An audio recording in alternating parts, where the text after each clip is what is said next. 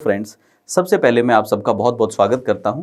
आज की क्लास में हम लोग डिस्कस करने वाले हैं स्कूल व्याख्याता परीक्षा में अर्थशास्त्र विषय का सिलेबस। आप सभी लोग जानते हैं कि बहुत जल्दी स्कूल लेक्चरर की वैकेंसी आरपीएससी अनाउंस करने वाला है, जिसको हम लोग हिंदी में स्कूल व्याख्याता परीक्षा या कुछ लोग इसको फर्स्ट ग्रेड वैकेंसी भी बोल देते हैं। बहुत इंपॉर्टेंट वैकेंसी है ये। इंपॉर्टेंट क्यों? क्योंकि टीचिंग लाइन की जितनी भी जॉब्स आती हैं स्कूल लेवल की, उनमें ये सबसे बड़ी वैकेंसी है, सबसे सम्माननीय पद है। व्याख्याता एक शब्द ऐसा है जिसको समाज में बहुत सम्मान की दृष्टि से देखा जाता है, तो रेप्यूटेशन का पद है। इसके साथ साथ फाइनेंशियली भी इसकी सैलरी सबसे ज़्यादा होगी। फर्स्ट ग्रेड शब्द जुड़ा होने का मतलब है कि आप जो गवर्नमेंट ऑफिसर्स की जो लेवल है उस लेवल पे आप पहुंच जाते हैं, आप गेस्टेड ऑफिसर बन जाते हैं, अच्छी सैलरी आपको मिलेगी, फाइनेंशियल स्टेटस परिवार का सुधर जाएगा। तो एक बहुत ही प्रोमिनेंट अच्छी वैकेंसी। अब इस वैकेंसी के अंदर अप्रॉक्सीमेटली जो अपीयर होने वाले बच्चों का रेशियो है वो कम होता है। सेकेंड ग्रेड में बहुत ज़्यादा बच्चे अपीयर होंगे लेकिन इसमें कम। उसका एक महत्वपूर्ण कारण ये भी है कि कुछ बच्चे इस वैकेंसी से थोड़ा सा डरते हैं। क्यों डरते हैं? क्योंकि इस वैकेंसी में आप सब जानते हैं कि बहुत ज़्यादा महत्व है आपके विषय का। आपको एक सब्जेक्ट की तैयारी करनी होगी, आपके सब्जेक्ट पे ग्रिप आपकी बहुत अच्छी नहीं है तो आप इस वैकेंसी से पार नहीं पा सकते। अब सब्जेक्ट की तैयारी कैसे की जाए और सब्जेक्ट में सवाल कहाँ तक आएंगे? इस वैकेंसी की एक बड़ी बात ये भी है कि इसमें 12वीं क्लास से लेके इवन 11वीं से लेके और एमए तक का, पीजी तक का सिलेबस कवर किया जाता है। तो प्रैक्टिकली 11वीं 12वीं के 2 साल, ग्रेजुएशन के 3 साल और एमए के 2 साल, रफली 7 साल हो गए। 3 2 5 और 7 साल में आपने एक विषय में जो भी पढ़ाई की है उस 7 साल का सिलेबस यहाँ पे है। और यही वो कारण है जिसके कारण बच्चे दूर दूर इससे डर के भागते हैं। और अगर विषय पहले से ही थोड़ा कॉम्प्लिकेटेड हो, टेढ़ा हो, तब तो बस बात ही खत्म हो गई। हम लोग बात कर रहे हैं अर्थशास्त्र की, जो अपने आप में एक ऐसा विषय है जिससे बच्चे पहले से ही खौफ खाए बैठे रहते हैं कि यार अर्थशास्त्र ना हो गया पता नहीं कोई न्यूक्लियर बॉम्ब है। कोई न्यूक्लियर बॉम्ब नहीं है। अर्थशास्त्र एक बेहद प्रैक्टिकल, बेहद इंटरेस्टिंग, बेहद आसान विषय है। अगर सही अप्रोच के साथ पढ़ा जाए तो हम लोग बहुत अच्छे तरीके से प्रैक्टिकल अप्रोच के साथ इसको पढ़ेंगे, एग्ज़ाम ओरिएंटेशन रखेंगे। और ये मैं क्लास की शुरुआत में हमेशा वादा करता हूँ, जो मैं वादा आपसे कर रहा हूँ और सिलेबस के एंड तक मैं आपसे निभाऊंगा भी इस वादे को, कि आपको किसी भी चीज़ को समझने में कोई कठिनाई नहीं आएगी। बहुत सरलता से हम लोग समझेंगे और आप कोर्स खत्म होते होते इस अप्रोच पे पहुंच जाओगे कि बस इतना आसान था क्या अर्थशास्त्र। अर्थशास्त्र आसान है, सही तरीके से पढ़ना है, लगन के साथ पढ़ना है। क्या इस वैकेंसी में अर्थशास्त्र विषय में हम अच्छे नंबर ला सकते हैं? बिल्कुल ला सकते हैं। उसका कारण है अर्थशास्त्र एक ऐसा विषय है जो बिल्कुल ऑलमोस्ट आप माने कि मैथ्स की जैसे प्रैक्टिकल है। जैसे मैथ्स प्रैक्टिकल है वैसे ही है। कम पढ़ो, अच्छी समझ रखो, नंबर आपके आएंगे। कई विषय ऐसे होते हैं जो थ्योरेटिकल होते हैं, बहुत कुछ पढ़ना होता है तब जाके क्वेश्चन। नहीं, यहाँ पढ़ना कम है, समझ अच्छी होनी चाहिए। अच्छी समझ आपने विकसित कर ली तो आपका काम बन जाएगा। शुरुआत में मैंने ये कह के डराया कि 7 साल का सिलेबस यहाँ पे कवर करना है। 7 साल का सिलेबस कहने की बात है। जब कोई चीज़ आप 12वीं क्लास में पढ़ते हो तो वही चीज़ों का थोड़ा सा एडवांस वर्जन ग्रेजुएशन में आता है और उन्हीं का थोड़ा सा एडवांस वर्जन हम लोगों को देखने को मिलता है पीजी में। तो प्रैक्टिकली टॉपिक वही चलेगा। जैसे उदाहरण के लिए मैं बात करूँ, उदाहरण के लिए अर्थशास्त्र विषय से आप संबंधित हैं तो आपने एकाधिकार पढ़ा होगा, मोनोपोली पढ़ा होगा। अब मोनोपोली 12वीं में भी पढ़ा, मोनोपोली हम लोगों ने कहीं ना कहीं ग्रेजुएशन में भी पढ़ा और मोनोपोलिस्टिक कंडीशंस हम लोगों ने एमए में भी पढ़ा।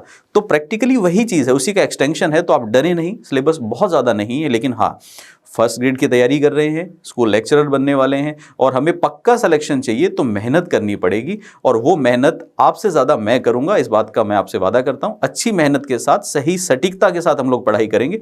आप में से मैक्सिमम बच्चे मुझे जानते हैं, जो मुझे जानते हैं उनको मुझे बताने की ज़रूरत नहीं है कि हम कैसे कर सकते हैं, क्या करेंगे, किस लेवल की पढ़ाई हम लोग करते हैं। लेकिन आने वाले टाइम में हम लोग इसमें और भी जब चीज़ें आगे बढ़ेंगी तो आपको खुद लगने लगेगा कि हाँ हम सही जगह हैं, सही तैयारी कर रहे हैं। एक बार हम लोग आज की क्लास में सिलेबस को डिस्कस करेंगे और सिलेबस को डिस्कस करने के बाद हम लोग बात करेंगे कि कौन कौन से टॉपिक पहले, कौन से बाद में पढ़ने चाहिए, कौन सी बुक्स पढ़नी चाहिए, एग्जाम में क्वेश्चन किस तरह के आते हैं और कैसे हम सटीक तैयारी कर सकते हैं कि भाई मेरा चयन तो पक्का है। देखिए, मैं हमेशा एक बात क्लासेस में कहता आया हूँ कि फेल वो बच्चा होता है जिसको पास होने की इच्छा नहीं है। क्योंकि अगर आपकी पास होने की इच्छा है और उस इच्छा के साथ में आपके अथक प्रयास हैं, तो प्रयास तो चाहिए ही। बैठे बैठे मेरी इच्छा बहुत है, लेकिन बैठे बैठे मैं अमेरिका का राष्ट्रपति नहीं बनने वाला। तो अगर साथ में वैसे ही प्रयास हैं आपके, अगर दोनों चीज़ें पूरी हैं, लगन पूरी है, प्रयास पूरे हैं, आपको चयनित होने से, सिलेक्शन से कोई रोक नहीं सकता है। और ये ऐसा सिलेक्शन है, ऐसी जॉब है जो आपके परिवार का फाइनेंशियल स्टेटस भी सुधारेगी, आपकी रेपुटेशन भी सुधारेगी। आज के टाइम में गवर्नमेंट सर्विस का कोई दूसरा ऑल्टरनेट नहीं है। और प्राइवेट जगत में आप जानते हैं कि कितनी सैलरी है, ये नहीं पता कि कल नौकरी है या नहीं है। तो अच्छे से तैयारी करेंगे हम लोग। आइए देखते हैं। हमारे सिलेबस का नाम है स्कूल लेक्चरर परीक्षा अर्थशास्त्र। अर्थशास्त्र विषय की हम लोग बात करेंगे। शायद मुझे बताने की ज़रूरत नहीं, आप लोग जानते हैं कि 2 पेपर आपके आएंगे, जिसमें से एक आपका सामान्य ज्ञान लेवल का पेपर हो गया और दूसरा आपका विषय का पेपर होगा। विषय वाला पेपर बहुत महत्वपूर्ण है, क्योंकि सामान्य ज्ञान की तैयारी आप नॉर्मल सभी वैकेंसीज में करते आए हैं, करते रहते हैं, और वहाँ पर आपको एक ठीक ठाक नॉलेज भी होता है और ठीक ठाक गाइडेंस भी मिल जाती है। दिक्कत कहीं पर है तो वो है विषय के साथ। यहाँ पे जब 7 साल की कोर्स की स्टडी करनी है तो आपको विषय विशेषज्ञ चाहिए, और वो भी ऐसा जो सरलता से अपनी बातें आप तक पहुँचा दे, आपको एग्जाम के लेवल तक ले जाए, गहराई भी पूरी हो, अननेसेसरी चीज़ों में उलझाए भी नहीं। तो विषय बहुत बड़ा रोल प्ले करेगा। इसका जो पेपर 2 आएगा, पार्ट बी बोलते हैं हम लोग, उसके अंदर आप जानते हैं कि 80% जो है वो क्वेश्चन आपके सब्जेक्ट के ही रहेंगे। देखिए, पेपर का पैटर्न कुछ ऐसा है कि इसका जो पेपर 2 है, पेपर 2 में कुल मिला के 150 प्रश्न हम लोगों से पूछे जाते हैं और उनके मार्क्स रहते हैं 300। तो इसका मतलब हो गया हर क्वेश्चन के 2 नंबर होंगे, तो 2-2 नंबर के 150 क्वेश्चन आएंगे। नेगेटिव मार्किंग तो होगी ही होगी। अब इन 150 क्वेश्चंस में से हम लोग देखें तो हमारे विषय की वेटेज कितनी, 150 में से 30 क्वेश्चन आपके आते हैं साइकोलॉजी वगैरह के। तो साइकोलॉजी, टीचिंग मेथड, इन सब के आएंगे 30 क्वेश्चन। अगर 150 में से 30 घटा दें तो बचे हुए 120 प्रश्न जो हैं वो आपके विषय के हैं, और ये आपकी दिशा तय करेंगे। क्योंकि देखिए, साइकोलॉजी और टीचिंग मेथड भी एक ऐसा एरिया है जिसमें भी आप ठीक ठाक कर ही लेते हैं। मैं ये नहीं कहूँगा कि 100 में से 100 हो जाते होंगे, लेकिन ठीक ठाक आप कर ही लेते हैं। कम तैयारी भी करते हैं तब भी ठीक ठाक कर लेते हैं। जीके वाले में आप ठीक ठाक कर ही लेंगे, लेकिन दिक्कत सारी आके यहाँ पे आती है कि ये 120 नंबर कैसे लाए जाएं, क्योंकि बाकी वैकेंसीज की तैयारी करते समय इनकी कोई तैयारी नहीं हो पाती। ये तो फ्रेश ही करनी है, बट ये 120 नंबर लाए जा सकते हैं। इस 120 सवालों में जो 240 नंबर के सवाल हो गए, 120 सवालों में 3 स्तर के सवाल हमसे पूछे जाते हैं। 12वीं तक के भी कुछ सवाल पूछे जाएंगे, कुछ ग्रेजुएशन स्तर के पूछे जाएंगे और कुछ MA स्तर के पूछे जाएंगे। इसमें कोई कंफ्यूजन नहीं है कि 12वीं का वेटेज ज़्यादा होगा या MA वाला, सबका वेटेज डिसाइडेड है। टोटल 120 प्रश्नों में से 55 प्रश्न जो आएंगे वो 12वीं के स्तर के होंगे, 55 जो क्वेश्चन होंगे वो होंगे BA के स्तर के, ग्रेजुएशन के, और 10 क्वेश्चन होंगे MA के, PG के। तो अच्छे से हमें पता है कि PG का लेवल इसमें कम है, कॉम्प्लिकेसी कम होगी। 12वीं का और BA का सिलेबस बराबर सा है, और अगर 12वीं का सिलेबस बराबर है तो समझिए 12वीं वाला तो आसान ही होगा, छोटे बच्चों का सिलेबस रहा है, तो मुश्किल नहीं है, लेकिन सही अप्रोच की ज़रूरत है। अब अगर हम लोग इसको ठीक से पढ़ लें तो हमारा काम बन जाता है। मैं आपको एक बार सिलेबस समझाने की कोशिश करता हूं कि सिलेबस में क्या क्या चीज़ें हैं। अगर इस सिलेबस को मैं ठीक से डिवाइड करूं तो इस सिलेबस को हम लोग 3 टुकड़ों में तोड़ सकते हैं। 3 टुकड़ों में किस किस में? सबसे पहले एक तो इसके अंदर सिलेबस में मुख्य हिस्सा है वो है अर्थशास्त्र, इकोनॉमिक्स। और इकोनॉमिक्स को मैं थोड़ी देर के लिए इकोनॉमिक्स बोलने की बजाय कोर इकोनॉमिक्स बोल देता हूं। तो एक तो हमारे सिलेबस में हम लोगों को कोर इकोनॉमिक्स पढ़नी है, मतलब हार्ड कोर अर्थशास्त्र पढ़नी है।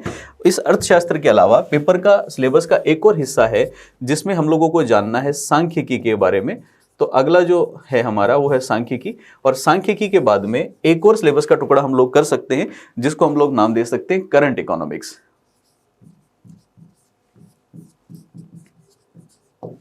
तो 3 सिलेबस के हम टुकड़े कर सकते हैं। अब इन तीनों में जो कोर इकोनॉमिक्स वाला एरिया है, कोर इकोनॉमिक्स वाले एरिया में हमें क्या पढ़ना है? सबसे इंपॉर्टेंट तो यही है, यहाँ पे नंबर लाने। उसके बाद जो सांख्यिकी वाला है, सांख्यिकी या स्टैटिस्टिक्स हमें ठीक से पढ़ना है, क्योंकि वो तो प्योर मैथमेटिक्स जैसा ही है, सवाल सही है तो नंबर सही है, तो यहाँ भी मेहनत करनी है। और लास्ट में जो करंट इशू वाला है, करंट इशू वाला अपने आप हो जाएगा, हम सिलेबस जब कवर करेंगे। अगर ये 2 चीज़ें हमने ठीक से की हैं तो उसमें हमें ज़्यादा दिक्कत आने नहीं वाली। कोर इकोनॉमिक्स में हम लोग क्या क्या पढ़ेंगे? देखिए, कोर इकोनॉमिक्स बोल सकता हूँ मैं इसको, जनरल इकोनॉमिक्स बोल सकता हूँ। इसमें एक तो हमें पढ़ना है बहुत इंपॉर्टेंट मुद्रा के बारे में, मनी के बारे में। जब हम मुद्रा के बारे में पढ़ेंगे तो मुद्रा से जुड़ी हुई सारी बातें हमें पढ़नी पड़ेंगी। सारी बातें जैसे कि मुद्रा का अर्थ क्या है, मुद्रा का महत्व क्या है, मुद्रा का उद्देश्य क्या है, और मुद्रा से जुड़ी हुई बाकी बातें जैसे कि तरलता क्या है, जैसे कि जो बैंक, वाणिज्यिक बैंक वगैरह हैं, उनका क्या रोल है। तो बैंकिंग भी हमें जानना है। बैंकिंग में हम दोनों चीज़ें पढ़ेंगे कि बैंकिंग में भारत में या किसी भी अर्थव्यवस्था में वाणिज्यिक बैंकों की, कॉमर्शियल बैंक्स की भूमिका क्या रहती है। हमें ये भी जानना है कि जो केंद्रीय बैंक है उसकी क्या भूमिका है और किस तरह से केंद्रीय बैंक देश के विकास में सहयोग देता है। वाणिज्यिक बैंक का रोल क्या है, भारत में कितने प्रकार के वाणिज्यिक बैंक हैं, कितने वाणिज्यिक बैंक हैं, ये सारी बातें हमें पढ़नी है। तो प्रैक्टिकली मुद्रा और बैंकिंग आपस में जुड़ा हुआ सा ही टॉपिक है। मुद्रा और बैंकिंग हम लोग पढ़ेंगे तो इसके साथ में एक बहुत इंपॉर्टेंट चीज़ हम लोगों को पढ़नी है जिसका नाम है मौद्रिक नीति, या जिसको हम लोग नाम दे देते हैं मॉनेटरी पॉलिसी। तो मौद्रिक नीति या मॉनेटरी पॉलिसी भी हमें पढ़नी पड़ेगी। मौद्रिक नीति और मॉनेटरी पॉलिसी के बाद इसी में हम लोगों को साथ में पढ़ना पड़ेगा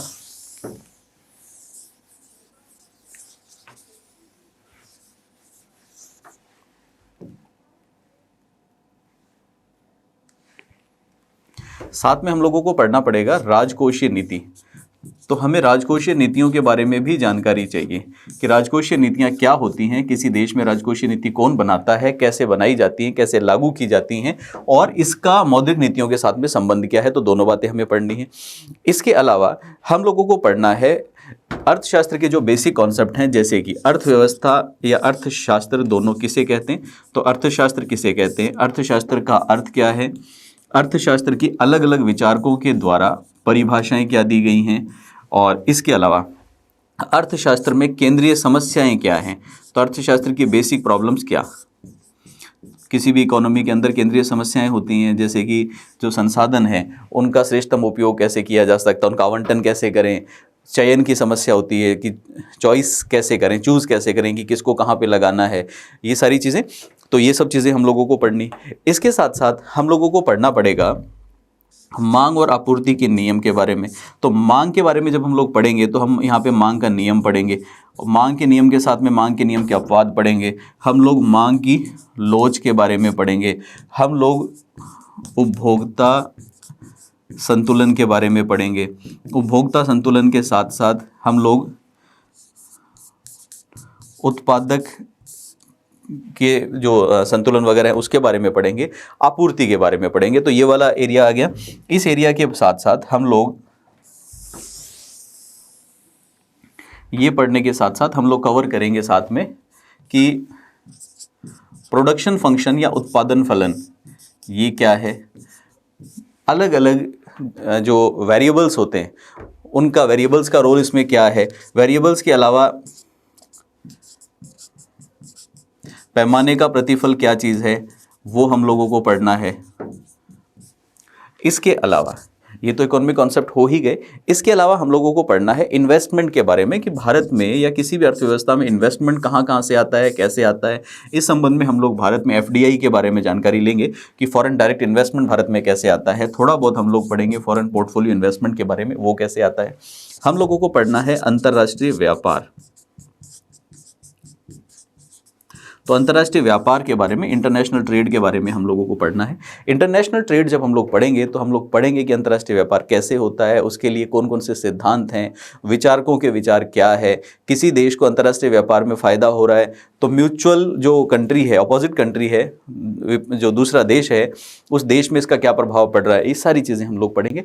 इसके साथ साथ हम लोग पढ़ेंगे किसी भी देश में बैलेंस ऑफ पेमेंट या भुगतान संतुलन।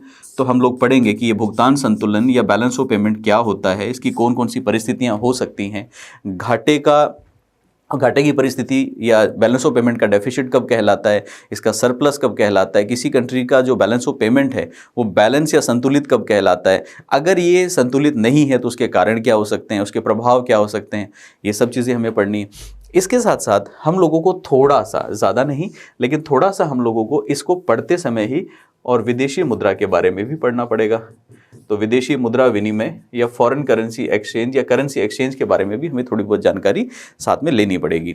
इसके साथ साथ हमें पढ़ना पड़ेगा भारत में आयोजन या नियोजन भी आप बोल सकते हो, जिसको अंग्रेजी में हम लोग बोलते हैं प्लानिंग।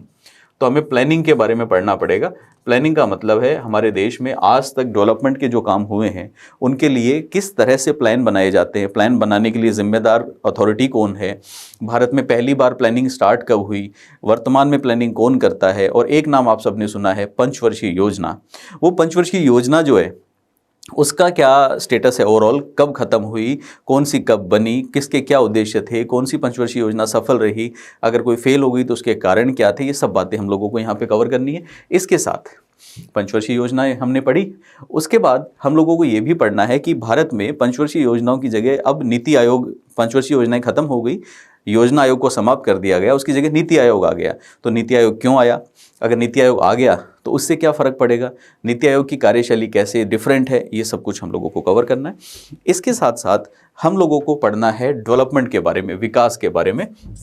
आप सबने ये शब्द तो सुन रखा होगा कि डेवलपमेंट और ग्रोथ, विकास और समृद्धि में अंतर होता है। तो हमें यहाँ पे पढ़ना है कि विकास किसे कहते हैं, विकास का मापन कैसे किया जाता है, और जब विकास का मेजरमेंट करेंगे तो उसके अंदर HDI और ऐसे कुछ नाम आपने सुने हैं, मानव विकास सूचकांक, ह्यूमन डेवलपमेंट इंडेक्स, उसका क्या रोल है, कौन जारी करता है, कैसे करता है, ये सारी की सारी बातें यहाँ पे आएंगी। इसके साथ साथ हमें पढ़ना है ग्रोथ मॉडल्स, कि किसी भी इकोनॉमी में ग्रोथ के कौन कौन से मॉडल्स होते हैं। तो हमें ग्रोथ मॉडल्स के बारे में भी जानकारी लेनी। और अगर हम लोग सिलेबस में देखें तो इसके अलावा एक शब्द आता है जिसको हम बोलते हैं कल्याणकारी अर्थशास्त्र, वेलफेयर इकोनॉमिक्स। वो हमें पढ़ना है कि वेलफेयर इकोनॉमिक्स या कल्याणकारी अर्थशास्त्र का क्या सिद्धांत है। आजकल एक नई चीज़ चल रही है ग्रीन अकाउंटिंग, वो ग्रीन अकाउंटिंग क्या है, ये सब हमारे सिलेबस का हिस्सा है। इसके साथ साथ हमें पढ़ना है अर्थशास्त्र की मुख्य समस्याएं, कुछ समस्याएं, जैसे कि हमें पढ़ना है गरीबी के बारे में, हमें पढ़ना है कृषि और उससे जुड़ी हुई समस्याएं, कृषि की स्थिति, हमें पढ़ना है बेरोजगारी के बारे में। जब हम ये चीज़ें पढ़ेंगे तो हमें सारी चीज़ें जाननी पड़ेंगी।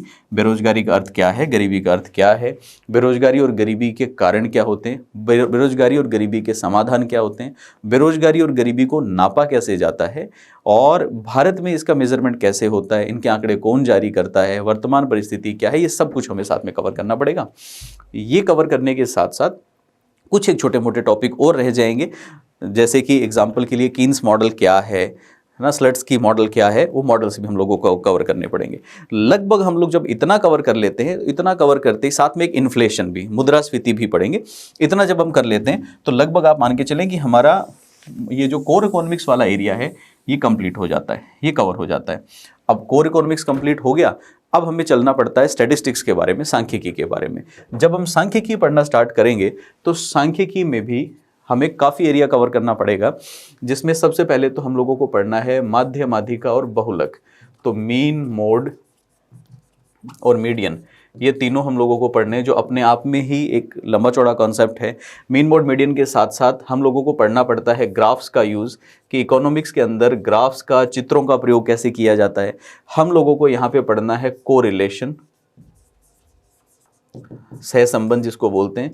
इसके अलावा हम लोगों को पढ़ना है रिग्रेशन, रिग्रेशन के अलावा हम लोगों को पढ़ना है डिस्पर्शन।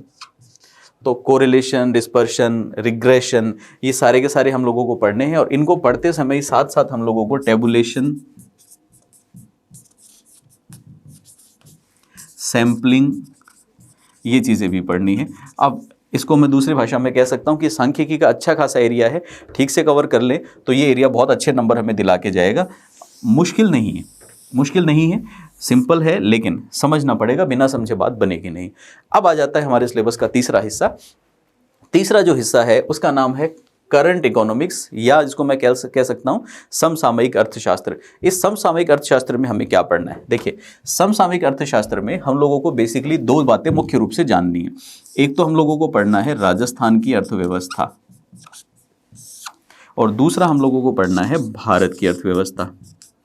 मतलब हम लोग इसमें ये जानने की कोशिश करेंगे कि राजस्थान में वर्तमान समय में अर्थव्यवस्था की परिस्थितियाँ कैसी हैं, राजस्थान में अर्थव्यवस्था में कौन कौन से क्षेत्र मुख्य रोल प्ले करते हैं, राजस्थान में कृषि की परिस्थिति क्या है, राजस्थान में उद्योगों की स्थिति क्या है, राजस्थान में मुख्य परियोजनाएं कौन कौन सी चल रही हैं, राजस्थान में सेवा क्षेत्र के क्या हालात हैं, राजस्थान में कौन कौन से खनिज मुख्य रूप से अर्थव्यवस्था में सहयोग करते हैं, टूरिज्म का राजस्थान में क्या स्टेटस है, ये सब चीज़ें, ये सारी की सारी चीज़ें हम कवर करेंगे तो राजस्थान की अर्थव्यवस्था हो जाएगी। साथ साथ हमें पढ़ना पड़ेगा राजस्थान की वर्तमान नीतियाँ। वर्तमान नीतियों से मेरा मतलब है राजस्थान में फ़िलहाल औद्योगिक नीति क्या है, राजस्थान की पर्यटन नीति क्या है, राजस्थान की निवेश नीति क्या है। तो ये सारी की सारी चीज़ें हम पढ़ेंगे तो ये हमारा एक एरिया कवर कर लेगा। ऐसे ही यही सारी बातें हमें इंडिया के लिए भी पढ़नी पड़ेगी। भारत की वर्तमान राजकोषीय नीति क्या है, भारत की वर्तमान मौद्रिक नीति क्या है, भारत की वर्तमान विदेश नीति क्या है, वर्तमान व्यापार नीति क्या है, ये सब हम लोगों को कवर करनी है। साथ के साथ हम पढ़ेंगे कि भारत की अर्थव्यवस्था की वर्तमान में स्थिति क्या है। जब ये सारी चीज़ें हम लोग कवर कर लेते हैं तो इसके साथ साथ हमारा ये एरिया भी कवर हो जाता है। इसके साथ साथ छोटी मोटी 2-4 चीज़ें हमें और पढ़नी होती हैं, जैसे राष्ट्रीय आय के बारे में तो हमें जानकारी लेनी ही है, नेशनल इनकम छूट गया था मेरे से, वो हमें पढ़ना है। और नेशनल इनकम के साथ साथ हम लोगों को ये भी पढ़ना है कि व्यापार से संबंधित या मौद्रिक परिस्थितियों से संबंधित या फिर फाइनेंशियल वित्तीय संस्थान अंतर्राष्ट्रीय स्तर पे कौन से हैं। जैसे कि आप सबने नाम सुना है WTO, आप सबने नाम सुना है इंटरनेशनल मॉनेटरी फंड, अंतर्राष्ट्रीय मुद्रा कोष, उनके बारे में भी हमें जानना है। तो ये ओवरऑल हमारा सिलेबस है। अब देखिए, सुनने में कुछ बहुत ज़्यादा मुश्किल है नहीं, और जब पढ़ते हैं हम लोग तो किताब से पढ़ने में थोड़ी कठिनाई आती है, क्योंकि ये चीज़ें ऐसी हैं जो अपने आप समझ में नहीं आती, समझाना पड़ता है। बट आप विश्वास रखें, हम लोग इसको बहुत अच्छे से कर जाएंगे, कोई परेशानी कहीं आएगी नहीं। एक बार हम लोग इसको RPSC का जो स्टैंडर्ड सिलेबस है उससे अगर चेक करें तो देखो 12वीं स्तर की कौन कौन सी चीज़ें, सिलेबस वही है जो मैंने अभी आपको बताया, वो मेरा विश्लेषण था। एक बार ऑफिशियल सिलेबस देख लेते हैं। 12वीं क्लास तक का जो है उसमें हम लोगों को पढ़ना है अर्थशास्त्र का अर्थ और उसकी परिभाषा। इसके साथ साथ हमें पढ़ना है अर्थशास्त्र की केंद्रीय समस्याएं और चयन की समस्या क्या है, संसाधन आवंटन की समस्या क्या है। हमें पढ़ना है इकोनॉमिक सिस्टम्स कि इकोनॉमिक सिस्टम क्या होता है, अर्थशास्त्रीय प्रणालियाँ क्या होती हैं, उनकी क्या विशेषताएं होती हैं, क्या फंक्शन होते हैं, उपभोक्ता संतुलन किसे कहते हैं, उसकी मात्रात्मक अप्रोच कौन सी है, ये सब हमें पढ़ना है। हमें पढ़ना है मांग के बारे में, तो मांग पढ़ेंगे, मांग के तत्व पढ़ेंगे, मांग की लोच पढ़ेंगे, ये सारी चीज़ें। हमें पढ़ना है उत्पादन फलन के बारे में, जिसके अंदर हम लोग जो वेरिएबल प्रोपोर्शन है, लॉ ऑफ वेरिएबल प्रोपोर्शन, वो भी पढ़ेंगे। पैमाने के प्रतिफल के बारे में वो भी पढ़ेंगे, और लागत और आगम के बारे में भी पढ़ेंगे, उनका आपस में संबंध क्या है, अलग अलग प्रकार की लागतें कौन सी होती हैं वो भी पढ़ेंगे। और एक इंपॉर्टेंट चीज़ हम लोग पढ़ेंगे, फॉर्म ऑफ मार्केट, बाजारों के विभिन्न प्रकार, एकाधिकार किसे कहते हैं, मतलब मोनोपोली किसे कहते हैं, मोनोपोलिस्टिक कंडीशन किसे कहते हैं, परफेक्ट कंपटीशन किसे कहते हैं, तो इम्परफेक्ट कंपटीशन का क्या मतलब है, और अलग अलग बाजारों में किस तरह से मूल्य निर्धारण होता है वो भी हम लोगों को कवर करना है। उसके बाद हम लोग पढ़ेंगे राष्ट्रीय आय के बारे में। अभी भी स्तर कौन सा, 12वीं वाला, राष्ट्रीय आय के बारे में पढ़ेंगे। राष्ट्रीय आय में बेसिकली हमारा मेन फोकस यहाँ पे डाटा क्रंचिंग की बजाय ये समझना होता है कि राष्ट्रीय आय लेखांकन होता कैसे, राष्ट्रीय निकाली कैसे जाती है। हम लोगों को पढ़ना है मुद्रा के बारे में, हम लोगों को पढ़ना है इकोनॉमिक डेवलपमेंट या आर्थिक विकास के बारे में, हम लोगों को पढ़ना है भुगतान संतुलन के बारे में। इसके साथ साथ हम लोगों को पढ़ना है भारतीय अर्थव्यवस्था की समस्याएं, जिसमें गरीबी, समाज में आर्थिक विषमता, बेरोजगारी, ये सब चीज़ें आ जाएंगी। और भारत में इकोनॉमिक प्लानिंग, भारत की आर्थिक योजनाएं या नियोजन, जिसमें पंचवर्षीय योजनाएं वगैरह हमें पढ़नी है। और हम लोगों को पढ़ना है मेजर्स ऑफ सेंट्रल टेंडेंसी या अर्थमेटिक मीडियन और अर्थमेटिक मीन, मोड और मीडियन, मतलब सांख्यिकी वाला हिस्सा आ गया। इसके बाद ग्रेजुएशन स्तर का काम आ जाता है। ग्रेजुएशन में हम लोगों को पढ़ना है उपभोक्ता व्यवहार, कंज्यूमर बिहेवियर, कि अलग अलग परिस्थितियों में कंज्यूमर किस तरह से बिहेव करता है। और कंज्यूमर बिहेवियर पढ़ते टाइम पे एक तो हमें बोला गया है कि मार्शल का यूटिलिटी सिद्धांत या उपयोगिता का सिद्धांत हम लोगों को पढ़ना है। हिग्स का जो इनडिफरेंस कर्व एनालिसिस है कि उपभोक्ता तटस्थ रहता है, वो कैसे है, वो हम लोगों को पढ़ना है। इसके अलावा हमें सरप्लस या अधिशेष पढ़ना है कि उपभोक्ता अधिशेष किसे कहते हैं और उत्पादक अधिशेष किसे कहते हैं, कैसे निकाला जाता है। हिग्स और स्लट्सकी का जो मुद्रा प्रभाव का मॉडल है, प्राइस इफेक्ट का, कीमत प्रभाव का मॉडल है, वो हम लोगों को पढ़ना है। इसके साथ साथ हमें ग्रेजुएशन स्तर पे ही पढ़ना होता है इम्परफेक्ट कंपटीशन या ओलिगोपोली और मोनोपोलिस्टिक कंपटीशन में प्राइस कैसे निकलेगा।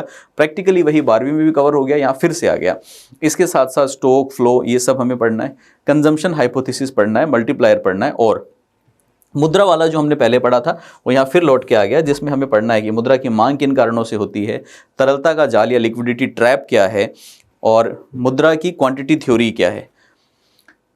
इसके अलावा ग्रेजुएशन स्तर पे हम लोगों को एक और चीज़ देखनी है, जिसका नाम है मुद्रास्फीति या इन्फ्लेशन। इन्फ्लेशन में फिलिप कर्व क्या है, इन्फ्लेशन कैसे आती है, कैसे रोकी जाती है, कितने प्रकार की होती है। मौद्रिक नीति और राजकोषीय नीति हम लोगों को पढ़नी है, जिसमें मेन फोकस है इनका उद्देश्य क्या है और उनके टूल क्या हैं। जैसे ही मौद्रिक नीति और राजकोषीय नीति शब्द आता है तो इम्प्लाइड हो जाता है कि मौद्रिक नीति के साथ में बैंकिंग वगैरह पढ़ना ही है। राजकोषीय नीति जब पढ़ोगे तो राजकोषीय नीति के बारे में पढ़ते समय थोड़ा बहुत वित्त मंत्रालय के बारे में वो सब चीज़ें कवर करनी ही पड़ेंगी। इसके साथ साथ हमें पढ़ना था अंतर्राष्ट्रीय व्यापार। व्यापार जब पढ़ेंगे तो उसके अंदर फ्री ट्रेड और प्रोटेक्शन भी पढ़ना है, मतलब मुक्त व्यापार किसे कहते हैं, व्यापार संरक्षण कैसे दिया जाता है, कोई देश अपने आंतरिक व्यापार को कैसे बचाता है, बाहरी व्यापार को या निर्यात को बढ़ाने के लिए क्या काम किए जा सकते हैं, वो सब यहाँ पे आएगा। इसके साथ साथ हम लोगों को कंपैरेटिव कॉस्ट मतलब तुलनात्मक लागत, अवसर लागत, ये सब चीज़ें पढ़नी है। FDI फॉरेन डायरेक्ट इन्वेस्टमेंट हमें पढ़ना है, WTO के बारे में पढ़ना है, विश्व बैंक के बारे में पढ़ना है, IMF के बारे में पढ़ना है, और भारत में डेमोग्राफिक डिविडेंड क्या है, उसका क्या परिस्थितियां हैं, वो सब हमें पढ़ना है। विकास का मापन HDI PQLI वगैरह ये सब हम लोगों को जानना है, और गरीबी के बारे में पढ़ना है। इसके अलावा और अगर हम लोग देखें तो अब ये फिर से स्टैटिस्टिक्स का कुछ एरिया आ गया जिसके अंदर हम लोगों को पढ़ना है अर्थशास्त्र में ग्राफ का प्रयोग कैसे होता है, डिस्पर्शन कैसे कैलकुलेट किया जाता है, सहसंबंध या कोरिलेशन कैसे निकलता है, इंडेक्स नंबर कैसे निकलता है, ये सब जानना है। उसके बाद ये आ गया आपका राजस्थान की अर्थव्यवस्था की वर्तमान स्थिति, जिसमें हमें पढ़ना है राजस्थान की अर्थव्यवस्था की मुख्य विशेषताएं क्या क्या हैं, राजस्थान में वन क्षेत्र कितना, राजस्थान में जल संसाधन कितने, राजस्थान में खनिज कितना, राजस्थान के अंदर वर्तमान में जो पशुधन है उसकी क्या स्थिति है, राजस्थान में सूखा कब पड़ा, राजस्थान में बारिश कैसे हुई, राजस्थान के अंदर टूरिज्म डेवलपमेंट के लिए सरकार क्या प्रयास कर रही है। इसके साथ साथ हम लोगों को ये भी पढ़ना है कि राजस्थान में एग्रीकल्चर के लिए और औद्योगिक विकास के लिए वर्तमान में सरकार की नीति क्या है, राजस्थान की वर्तमान में हरित क्रांति के संबंध में क्या स्थिति है, फूड सिक्योरिटी या खाद्य सुरक्षा की क्या स्थिति है, जैव विविधता या बायोडाइवर्सिटी की क्या स्थिति है। और एक टॉपिक यहाँ जबरदस्ती उठा के डाल दिया गया, नैनो टेक्नोलॉजी, जिसका प्रैक्टिकली अर्थशास्त्र से डायरेक्ट कोई वास्ता है नहीं, यहाँ लिखा हुआ है, हम लोग उसके बारे में भी एक बेसिक बात पढ़ लेंगे। और एक बहुत इंपॉर्टेंट चीज़ जो आपको कई जगह काम आने वाली है, जिसका नाम है flagship program of government of Rajasthan, Rajasthan सरकार की फ्लैगशिप योजनाएं। तो सरकार की जो योजनाएं चल रही हैं उनमें से कुछ योजनाओं को सरकार फ्लैगशिप योजनाएं घोषित करती है, वो सारी हमको यहाँ पे पढ़नी पड़ेंगी। अब आ जाता है हमारा PG लेवल। जैसे ही हम PG लेवल पे पहुंचे तो PG लेवल में हम लोगों को क्या क्या पढ़ना है, एक तो पढ़ना है कल्याणकारी अर्थशास्त्र या वेलफेयर इकोनॉमिक्स, जिसमें पर्टिकुलरली हमें नाम दिया गया है कि हम लोगों को एक तो पेरेटो का ऑप्टिमैलिटी थ्योरी पढ़ना है, और इसके साथ साथ न्यू वेलफेयर इकोनॉमिक्स क्या है वो पढ़ना है, ग्रीन अकाउंटिंग किसे कहते हैं वो पढ़ना है, ISLM मॉडल पढ़ना है, और कीन्सियन थ्योरी तो पढ़नी ही है, पोस्ट कीन्सियन थ्योरी भी पढ़नी है, कीन्स के बाद का जो अर्थशास्त्र है वो भी हम लोगों को पढ़ना है, मुंडल फ्लेमिंग मॉडल पढ़ना है, और व्यापार चक्र पढ़ना है, ट्रेड साइकिल पढ़ना है। तो ट्रेड साइकिल किसे कहते हैं, क्यों आता है, क्या प्रभाव दर्शाता है, ग्रोथ मॉडल्स पढ़ने हैं। ग्रोथ मॉडल्स में भी हमें पर्टिकुलर नाम पता है, ज़्यादा नहीं, जो नाम पता है बस वही पढ़ने होते तो बहुत सारे। लुइस का पढ़ना है, हेरोडोमर, आप सब लोगों ने पंचवर्षीय योजनाएं पढ़ते टाइम सुना होगा, हेरोडोमर पढ़ना है, कार्डोर और सोलो पढ़ना है। इसके साथ साथ फिर से यहाँ पे हमारा एरिया घूम के आ गया स्टैटिस्टिक्स का, रिग्रेशन पढ़ेंगे, ग्रोथ रेट कैसे निकाली जाती है वो पढ़ेंगे, हम लोग पढ़ेंगे डाटा कलेक्ट कैसे होता है, डाटा का प्रेजेंटेशन कैसे होता है, प्रायिकता कैसे निकाली जाती है, और सैम्पलिंग कैसे की जाती है। तो ये सारी बातें पढ़ेंगे तो हमारा सिलेबस यहाँ पे आके और कंप्लीट हो जाता है, 2-3 चीज़ों को छोड़ के। इकोनॉमिक रिफॉर्म्स के बारे में जानना है। आप सब लोगों ने एक नाम बचपन से सुना है, LPG रिफॉर्म्स, या फिर आपने यूँ सुना होगा निजीकरण, वैश्वीकरण, उदारीकरण। निजीकरण, वैश्वीकरण, उदारीकरण ही बेसिकली इकोनॉमिक रिफॉर्म्स के नाम से जाने जाते हैं, उनके बारे में हम लोगों को पढ़ना है। हमें ये पढ़ना है कि भारत में फाइनेंशियल सेक्टर के रिफॉर्म्स कैसे किए गए, अंतर्राष्ट्रीय व्यापार की कुछ थ्योरीज पढ़नी है, भारत की वर्तमान फॉरेन ट्रेड पॉलिसी पढ़नी है, और हमें पढ़ना है कि वर्तमान में सस्टेनेबल डेवलपमेंट या संधारणीय विकास का कॉन्सेप्ट कैसे चल रहा है। जब हम सिलेबस को इस तरह से देखते हैं तो लगता है कितना वाइड सिलेबस है, लेकिन एक बार अगर मैं वापस आपको स्टार्टिंग में ले चलूँ तो प्रैक्टिकली सिलेबस इस तरह का डरावना नहीं रहेगा। हम अपनी अप्रोच बदलेंगे और इस अप्रोच के साथ चलेंगे कि सबसे पहले हम कोर इकोनॉमिक्स के टॉपिक करेंगे, पैरेलल साथ साथ हम लोग बीच बीच में स्टैटिस्टिक्स के टॉपिक करेंगे, और उसके बाद में हम लोग साथ साथ ही करंट को लेके चलेंगे। मतलब इस तरह से हम लोग अपना प्लान करेंगे कि इकोनॉमिक्स का एक टॉपिक उठाया और बीच में कुछ चीज़ें साथ साथ करंट की भी चला ली, जैसे कि राजस्थान की योजनाएं हो गई, वर्तमान परिस्थिति, उनको साथ साथ चालू रखा सो दैट कि उनको टाइम मिलता रहे रिवीजन के लिए, क्योंकि करंट में डाटा आएगा, याद करना पड़ेगा आपको, योजनाओं के अंदर डेट्स होंगी, बहुत सारी चीज़ें होंगी, वो याद करना पड़ेगा। और उसके साथ साथ स्टैटिस्टिक्स को भी पैरेलल चलाएंगे, या फिर कोशिश करेंगे कि स्टैटिस्टिक्स से शुरू करें। उसका कारण है स्टैटिस्टिक्स एक तरह से मैथमेटिक्स है, सॉल्व करेंगे, प्रैक्टिस करेंगे तो ही हमारे नंबर उसमें आएंगे। तो इस अप्रोच के साथ काम करेंगे। हम लोग जल्दी ही मिलेंगे एक नए टॉपिक के साथ में। मैं उम्मीद करता हूं कि आप लोग बहुत अच्छे से हमारे साथ जुड़े रहेंगे, अच्छे से स्टडी करेंगे और हम लोग मिल के आपका जो मुकाम है उसको हासिल करेंगे। आप सबका बहुत बहुत धन्यवाद। Thank you.